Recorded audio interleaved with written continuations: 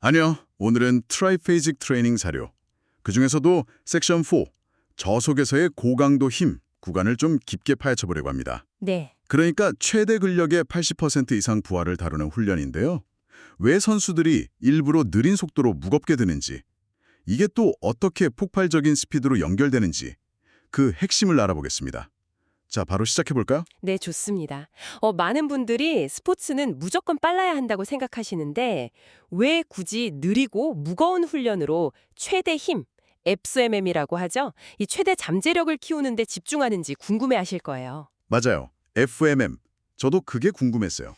네, 이 훈련이 어떻게 전체 운동 능력 향상에 어떤 기반이 되는지 힘, 속도, 곡선 개념이랑 같이 한번 보시죠. 아, 힘속도 곡선, 그리고 FMM. 그게 핵심이군요.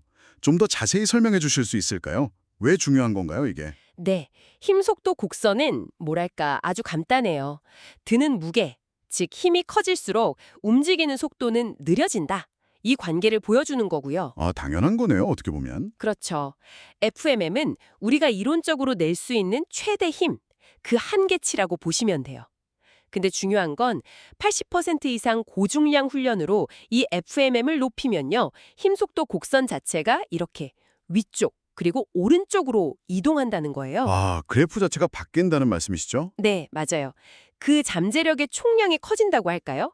이렇게 되면 단순히 최대 힘만 세지는 게 아니라 모든 속도 구간에서 더 큰 힘이랑 파워를 낼 수 있는 그 가능성 자체가 커지는 거죠. 아하. 특히 스포츠에서 중요한 그 중간 정도 무게에서의 파워 출력이 확 좋아질 수 있는 그런 기반이 마련되는 겁니다. 그럼 이 80% 이상 구간 훈련, 이건 보통 어떻게 짜여지나요? 네, 자료에서 대표적으로 주 3일 모델, 월수금 이렇게 하는 모델을 예로 드는데요. 파동형 모델이라고 해서 주간 내내 부하랑 운동량을 계속 변화를 줍니다. 매일 똑같이 하는 게 아니고요. 네, 그렇죠. 예를 들어 월요일에는 한 82에서 87% 정도 중간 강도로 신경계를 좀 준비시키고요. 워밍업 같은 느낌인가요? 네, 그렇죠. 그리고 수요일에는 확 올려서 90에서 97% 고강도로 최대 힘 FM을 자극하는 거죠.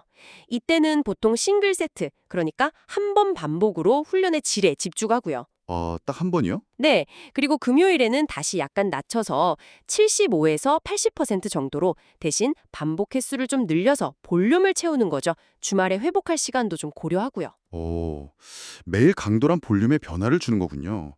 혹시 이런 무거운 훈련을 할 때 쓰는 좀 특별한 방법 같은 것도 있나요? 아, 네, 있습니다. 특히 그 고강도 훈련일, 수요일 같은 날에요. 신경계를 좀 더 이렇게 바짝 끌어올리기 위한 특수 훈련법들을 써요. 오, 어떤 거죠? 대표적인 게 신경계 활성 후 강화 효과, PAP라고 부르는 건데요. PAP요? 네, Post Activation Potentiation. 이게 뭐냐면 아주 무거운 중량을 딱 들고 나서 바로 이어서 가벼운 무게로 폭발적인 움직임을 하는 거예요.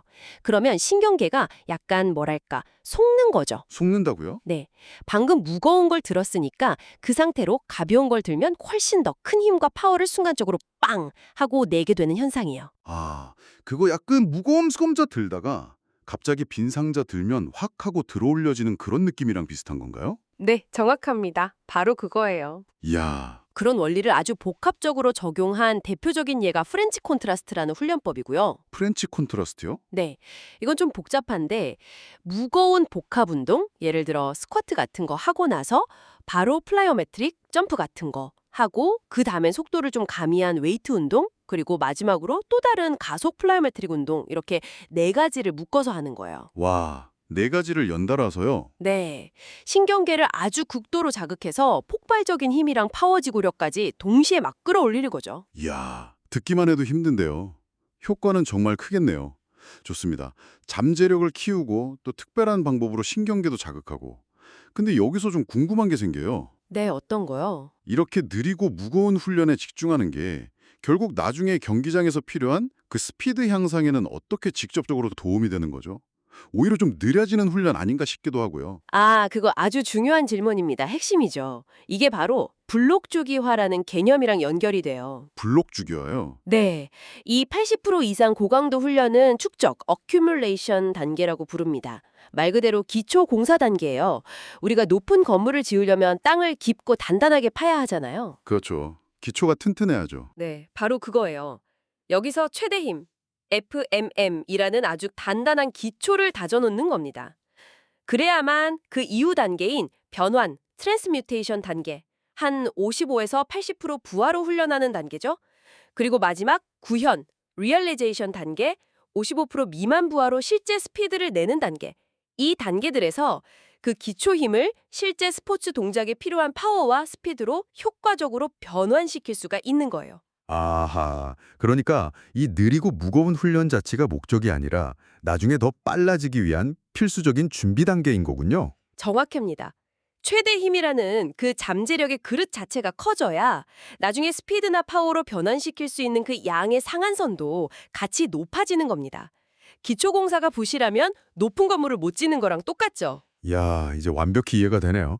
그러니까 정리하면 80% 이상 고중량 훈련은 단순히 무거운 걸 드는 힘만 키우는 게 아니라 힘 속도 곡선 전체를 상향 이동시켜서 결과적으로 당신이 더 큰 파워와 스피드를 낼 수 있는 잠재력의 그릇 자체를 키우는 아주 중요한 과정이군요. 네, 맞습니다. 잘 정리해 주셨네요. 오늘 논의를 마무리하면서 여러분께 한 가지 생각해 볼 점을 좀 던져드리고 싶어요. 뭔가요? 이 자료에서 또 강조하는 게 뭐냐면요. 이 고중량 훈련 단계에서도 단순히 무게를 드는 것뿐만 아니라 움직임의 그 느린 국면 있잖아요. 예를 들면 무게를 내리는 동작, 편심상 수축 구간이죠. 그리고 잠시 멈추는 동작, 등척선 구간. 아, 내리고 멈추는 거요? 네, 이 구간들을 의도적으로 통제하고 훈련하는 게 굉장히 중요하다고 강조해요. 단순히 무거운 무게를 들어 올리는 힘뿐만 아니라 그 무게를 잘 제어하고 또 방향을 전환할 수 있는 능력. 이게 사실 폭발적인 힘 생성의 숨겨진 열쇠라는 거죠. 아, 제동 능력 같은 거네요. 그렇죠. 비유하자면 자동차 엔진이 아무리 강력해도 브레이크랑 핸들링이 좋아야 진짜 빨리 달릴 수 있는 것처럼요. 단순히 얼마나 무겁게 들 수 있는가를 넘어서 그 무게를 어떻게 컨트롤하는가에 집중한다면 아마 여러분의 근력 훈련에 대한 관점도 좀 달라질 수 있지 않을까 한번 생각해 보시면 좋겠습니다.